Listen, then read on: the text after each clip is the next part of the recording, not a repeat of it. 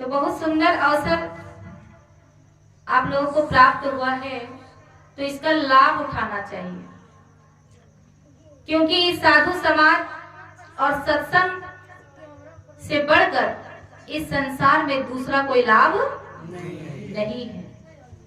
इस बात को हम नहीं कह रहे हैं, इस बात को स्वयं भगवान शंकर कह रहे हैं। जिनकी आप पूजा करते हैं, जिनसे श्रेष्ठ आप किसी को नहीं समझते, वही महादेव, वही भगवान शंकर हमसे ये बात कहते हैं। हम लोग को समझाने के लिए अपने पत्नी गिरिजा से कहते हैं महादेव कि गिरिजा संत समागम शम न लाभे कछुआन, अबिन हरि कृपा न हो वही सुगावही वेद पुराण। कहते हैं गिरिजा सुनो, गिरजा संत समागम सम न लाभ कछुआन, और बिन हरि कृपा न हो वही सो गावही वेद पुराण। कहते हैं गिरजा सुनो, जिस साधु समाज से, जिस सत्संग से तुम दूर भागती हो, ऐसे सुंदर सत्संग से और साधु संत समाज के दर्शन से जो हमको लाभ होता है, वो दुनिया में कहीं भी और लाभ होता नहीं है। वैसे लाभ तो दिखाई देता नहीं है, दिखाई देता है क्या? यहाँ प्रसाद बढ़ जाएगा, वो तो मिल जाएगा, लोग कहेंगे भी, दिखा भी सकते हैं कि चलो प्रसाद मिल गया, सब लोग देख रहे हैं, खा रहे हैं, पी रहे हैं। लेकिन जो लाभ मिलता है वो भी कोई देखता है क्या? दिखाई तो नहीं देता है, पर हमको प्राप्त होता है।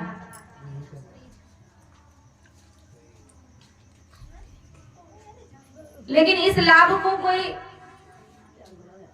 ज्यादा लोग पसंद करते नहीं है। कितने लोग तो साधु संत को देख करके भड़क जाते हैं, और कितने लोग जो जानते हैं इसका लाभ उठाने के लिए चले आते हैं।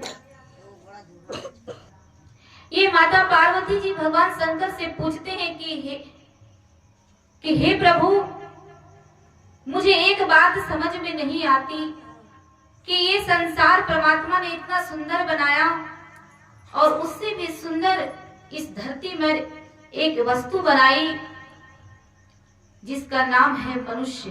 क्या है? मनुष्य। इस संसार में मनुष्य भी श्रेष्ठ कोई दिखाई देता है क्या? कोई ऐसा योनि जो मनुष्य से ज्यादा श्रेष्ठ हो? नहीं। इतना सुंदर मनुष्य बनाया, लेकिन मैं जब भी धरती की तरफ, मृत्यु लोक में जब भी मैं अपनी नजरें उठा करके देखती हूँ, तो मुझे एक भी इंसान सुखी दिखाई देता नहीं। इतना श्रेष्ठ होने के बावजूद भी, सृष्टि का सिरताज होने के बाद भी, सृष्टि का सिरमौर कहलाता है ये मनुष्य, लेकिन फिर भी दुखी है, अशांत है। क्यों?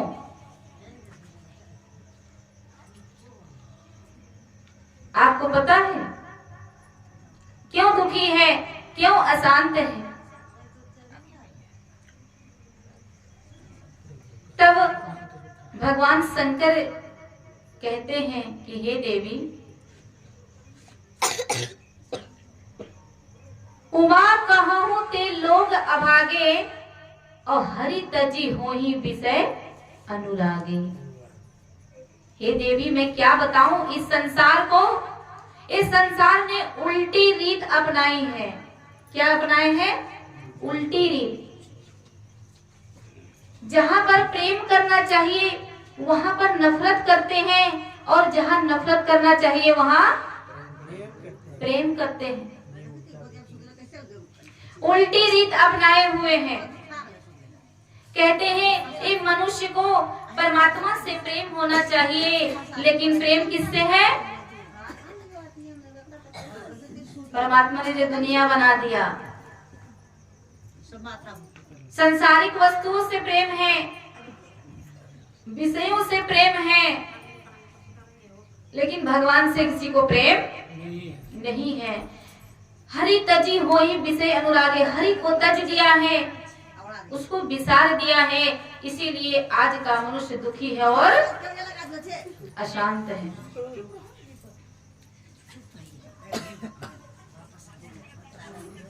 तो सुखी होने के लिए क्या करना पड़ेगा? कोई मनुष्य ऐसा बैठा है जो दुख चाहता हो?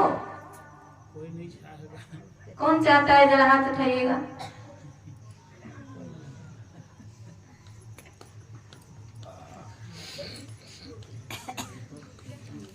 कोई नहीं चाहते,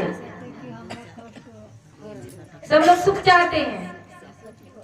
अच्छा, सुख कितने लोग चाहते हैं? हाथ उठाइएगा।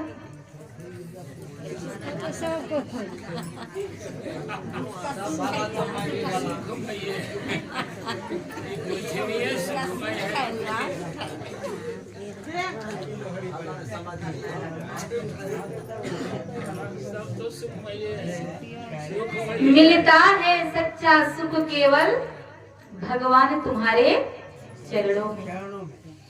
कहाँ सुख मिलता है?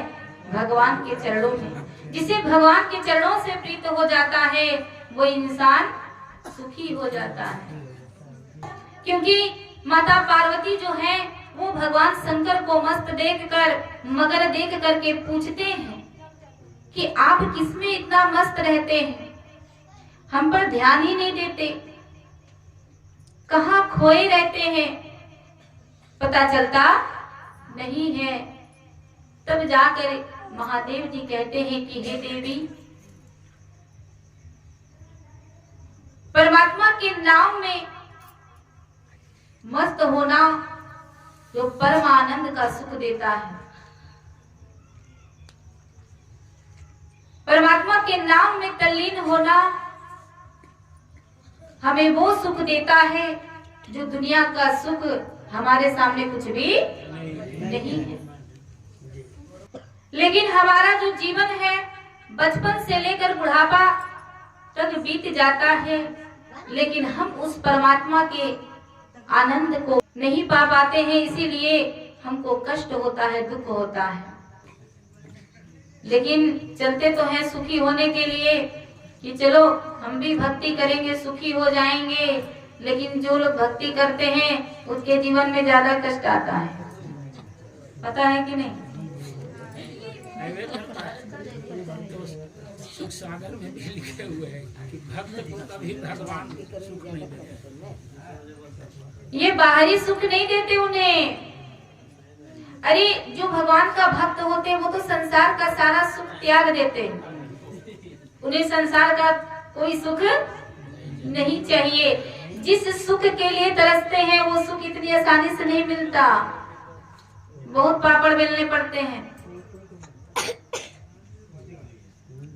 भगवान से लगन लगना इतना आसान बात नहीं है। आप देखिए, लगन लगाने के लिए बहुत मेहनत करनी पड़ती है। उसका एक कारण है, अगर आप जिससे लगन लगाना चाहते हैं, सबसे पहले आपको संग किसका करना चाहिए, और संग और सेवा दो ही चीज है। अगर हम चोर का संग कर ले तो क्या साधु बन जाएंगे? क्या बनेंगे? चोर बनिएगा। एक शराबी का अगर संग कर ले तो क्या बन जाएंगे? कलेक्टर। शराबी। एक जुआरी का संग कर ले तो एक नंबर का जुआरी बन जाएंगे। अगर भगवान से लगन लगाना चाहते हैं तो किसका संग करना पड़ेगा? संतों का संग करना पड़ेगा। आपने एक भजन सुना होगा कि बैठ संतों के संग रंगी मोहन के रंग। मीरा अपने प्रीतम को रिझाने लगी और ऐसी लागी लगन मीरा हो गई मगन, वो तो गली गली हरि गुण गाने लगी। ऐसे मगन हुई और कहाँ बैठ करके भगवान के रंग में रंगी। किसके संग में बैठी? साधु संतों के संग में बैठी। हम लोग तो पहले बात तो हम लोग संग ही गलत कर लेते हैं। हम तय ही नहीं कर पाते कि हमें करना क्या है। अब मेरे कहने का मतलब ये नहीं है कि पूरा घर द्वार छोड़ करके बाबा जी बन जाओ हमारे जैसा। आप घर में भी रह करके भक्ति कर सकते हैं, लगन आप भगवान से लगा सकते हैं। मीरा भी जो थी वो एक बड़े घर की बहू थी, बहुत बड़े घर की बेटी थी, और ऐसी लगन लगा ली भगवान से कि आज हमारे और आपके बीच में छाई हुई है। नहीं छाई है? और बहुत कष्ट झेले। संसार के लोगों ने इतना सताया, इतना पत्थर मारा उसे, लेकिन फिर भी मीरा इस दुनिया की परवाह नहीं किए।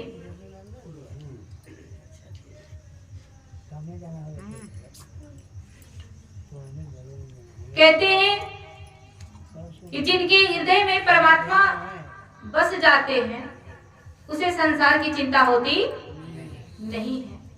क्योंकि देखिए हमारा जो हृदय है उसमें एक ही वस्तु आ सकती है,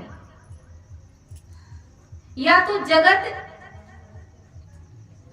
को बिठा लो या जगदीश को बिठाओ। या तो जगत को बिठाओ या जगत बनाने वाले को बिठाओ। जिसके अंदर समाज का चिंता होगा, समाज का डर होगा, समाज का भय होगा, उसके अंदर भगवान से लगन नहीं लग सकता। और जो भगवान को बिठा ले उसे समाज का परवाह होता नहीं है।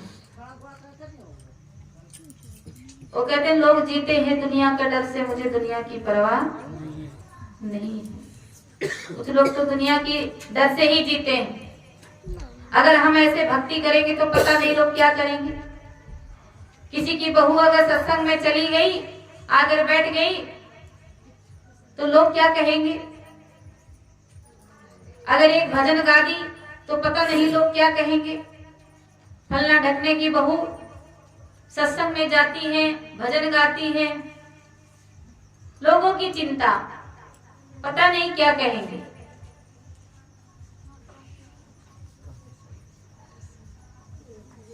तो संग हमको संतों का करना चाहिए। और सेवा भी केवल संग करने से काम नहीं चलेगा, सेवा भी बहुत जरूरी है।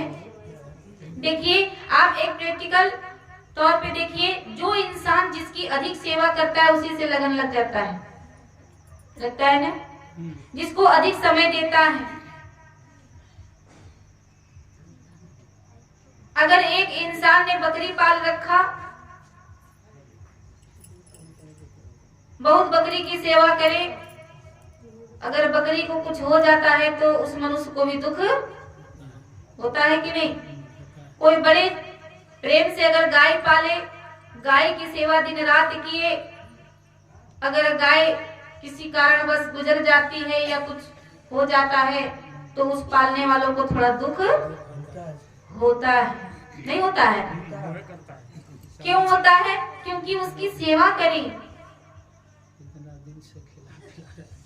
जब मुझे कुछ हो जाता है, जब गुजर जाता है, आपके दिल और दिमाग में एक ही बात आते हैं कि हमने कितना दिल से इसकी सेवा करी, आज ये मेरा बीच नहीं है।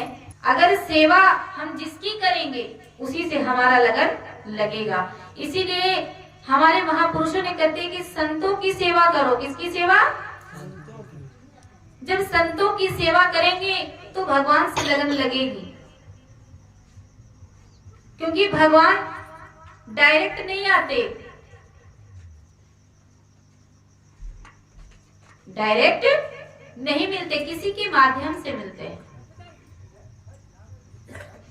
और भगवान कहीं और नहीं है, कहाँ है बताइए? कहाँ? किसे पूछे भगवान कहाँ है? सब लोग यही कहेंगे कहाँ है? हमारे हृदय में।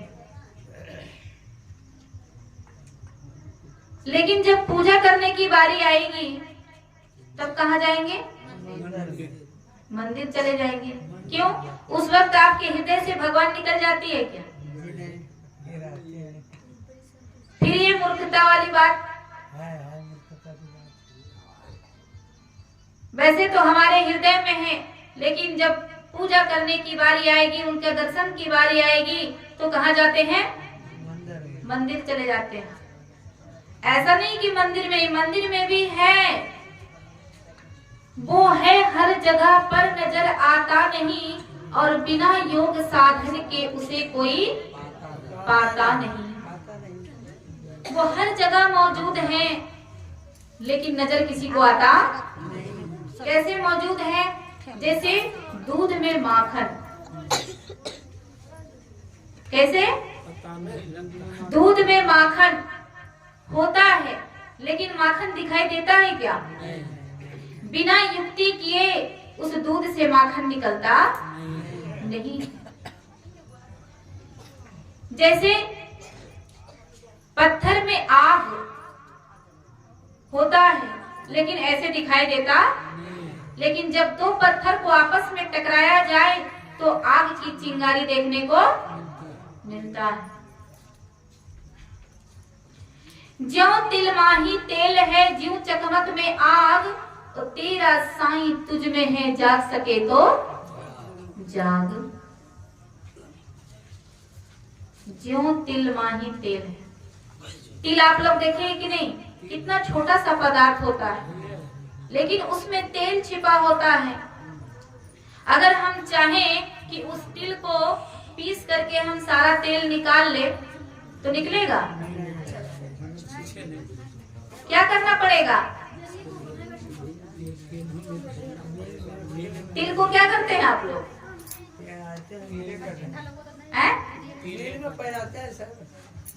उसको कोल्हू में पेरा जाता है।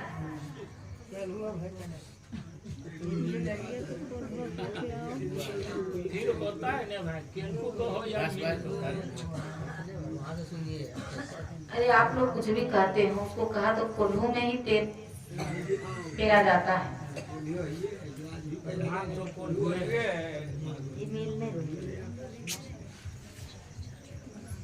जब उसको पेरा जाता है तब जाकर के तेल निकलता है, यानी युक्ति अपनानी पड़ती है, वो विधि अपनाना पड़ता है।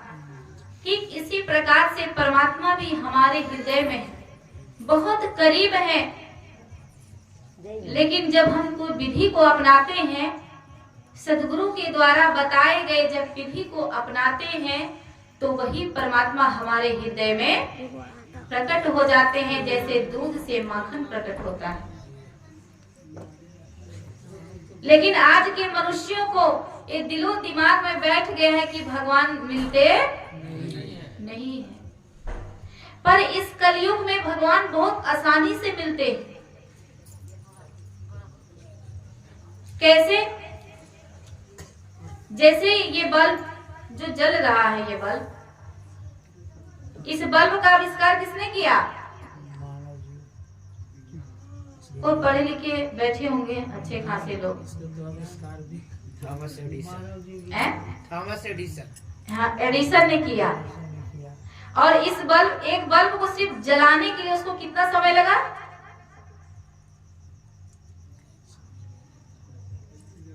किसी को नहीं पता।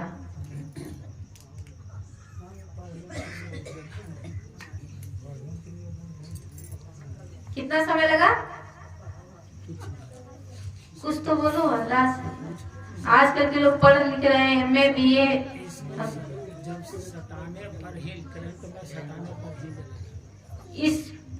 इसको सर्च करने में, केवल इस बल्ब को जलाने में उसको 10,000 वर्ष लगा ये बल्ब जलाने में। सिर्फ देखिए एक लाइट जल रही है और ऐसा आविष्कार करके उन्होंने वो चल गया, लेकिन आज भी ये बल्ब जल रही है कि नहीं?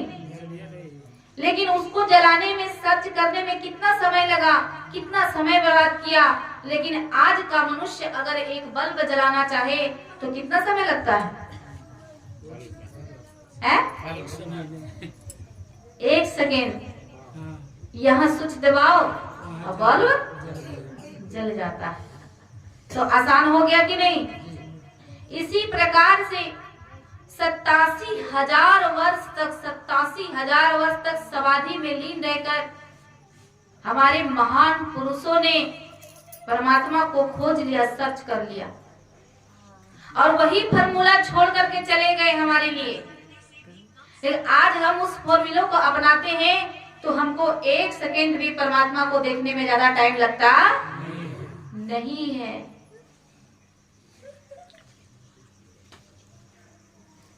बशर्ते वैसा